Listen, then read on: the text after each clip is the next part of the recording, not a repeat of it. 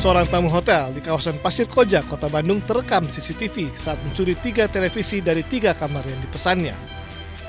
Pelaku memesan 3 kamar sekaligus dengan memberikan identitas palsu dan berdalih reservasi dibuat rekannya. Aksi pelaku diketahui staf hotel saat pelaku berniat perpanjang masa menginap.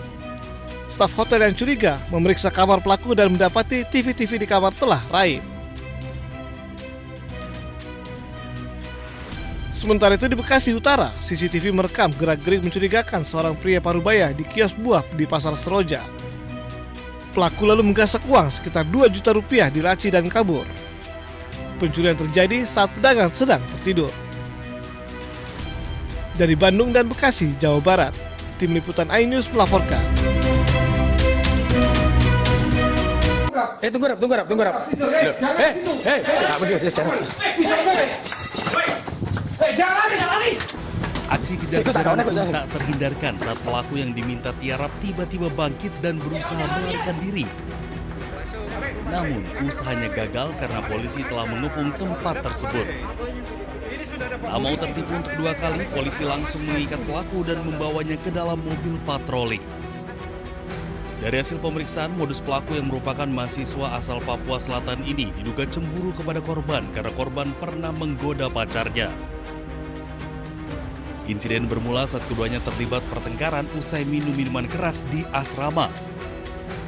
Pada siang itu memang ada terjadi cekcok karena berawal dari kecemburuan tadi, sehingga di situ baku hantam.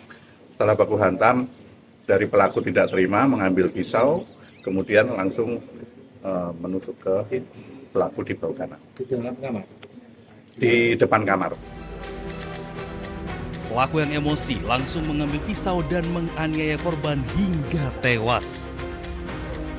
Atas perbuatannya, pelaku dijerat dengan pasal pembunuhan dengan ancaman hukuman maksimal 15 tahun penjara, sementara korban telah dipulangkan ke Papua Selatan. Dari Malang, Jawa Timur, Denny Irwansyah, iNews melaporkan.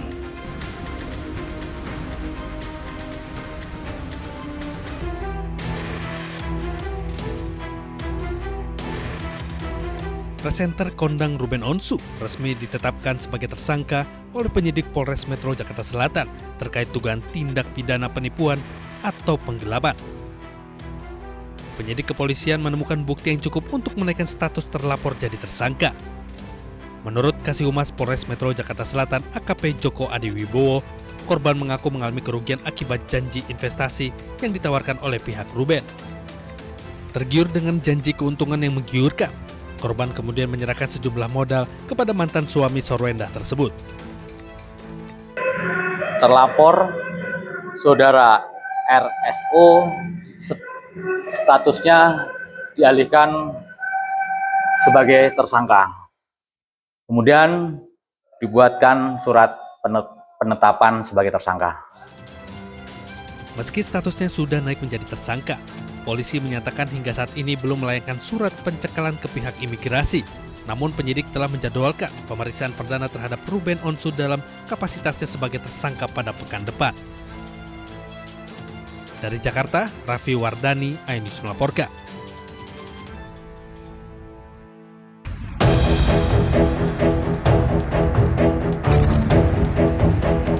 Perang Timur Tengah semakin meluas ketika negara yang terlibat Amerika Serikat, Israel, dan Iran saling menggalang kekuatan. Iran merangkul sejumlah negara tetangga. Oman menjadi salah satu negara yang mendukung Iran menguasai Selat Hormuz. Kini Iran mendekati Irak. Iran mengajak Irak untuk bersama-sama menghancurkan pangkalan militer Amerika Serikat di Timur Tengah. Presiden Amerika Serikat Donald Trump pun murka. Presiden AS Donald Trump mengancam akan membombardir Oman jika menghalangi upaya pembukaan kembali Selat Hormuz. I mean, we control it. We control it with the blockade. We have a blockade. We control it with the blockade. And I like the idea of declaring it a territory. We have total control over the Strait. Meski kondisi terus memanas, namun Pakistan terus mendorong Amerika Serikat dan Iran ke meja perundingan. Namun hingga kini belum ada kesepakatan antara keduanya.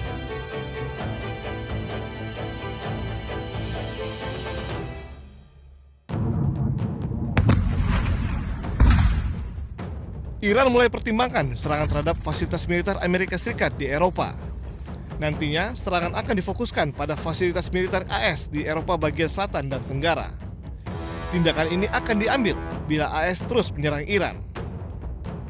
Salah satu yang menjadi target adalah Bulgaria, yang telah menyetujui penggunaan pangkalan udara Besmer untuk pesawat pengisian bahan bakar AS. Bulgaria pun telah bersiap menghadapi serangan Iran.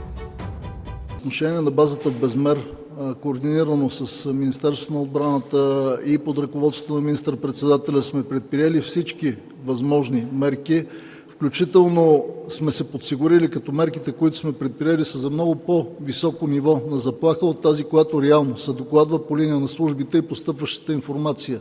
Следим постоянно ситуацията и процесите и ще продължаваме да прилагаме мерки, които са изпреварващи и са в много по-голяма степен така интензивни спрямо нивото на информацията за заплаха към момента. Tak hanya itu, serangan yang menewaskan 3 personel militer AS menjadi bukti kemampuan Teheran menyerang target dalam jarak jauh.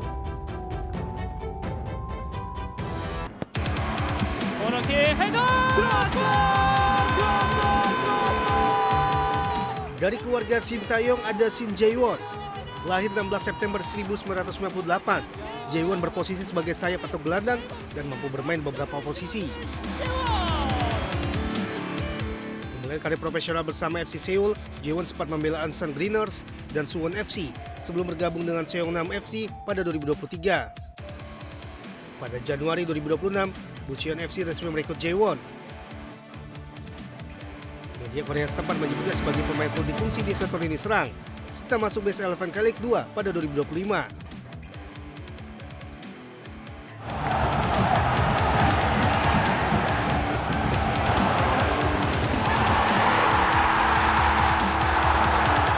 Beralih ke keluarga Patrick Kluivert, nama Justin Kluivert menjadi salah satu yang paling matang secara karir. Produk Akademi Ajax ini pernah membela AS Roma serta menjalin masa peminjaman bersama Leipzig, Nice, dan Valencia. Dan kini Justin tengah berkemelut di Premier League bersama Bournemouth. Selain gemilang bersama klub, Justin juga mendapat kesempatan membela Belanda di Piala Dunia 2026. Saat itu Belanda mengalahkan Tunisia 3-1 pada 25 Juni, Justin turun sebagai pemain pengganti. Sementara itu adiknya Sen Kluivert mulai menarik perhatian. Pada musim panas 2026, Sen mengikuti persiapan pramusim Barcelona. Puncaknya, Sen menjalani debut bersama tim utama Barcelona pada 1 Agustus 2026 dalam laga uji coba melawan Birmingham City. Terakhir putra pelatih timnas Indonesia saat ini John Herdman, yaitu Jai Herdman. Jai memilih melanjutkan karirnya di Indonesia setelah resmi didatangkan Bali United untuk menghadapi Super League musim 2026-2027. Kedatangannya sekaligus melengkapi kota pemain asing Bali United. Jai memiliki posisi sebagai penyerang dan diharapkan bisa menambah daya gedor Bali United. Kecepatan, kemampuan membaca ruang, serta pengalaman bermain di kompetisi Kanada menjadi modal Jai untuk beradaptasi dengan sepak bola Indonesia.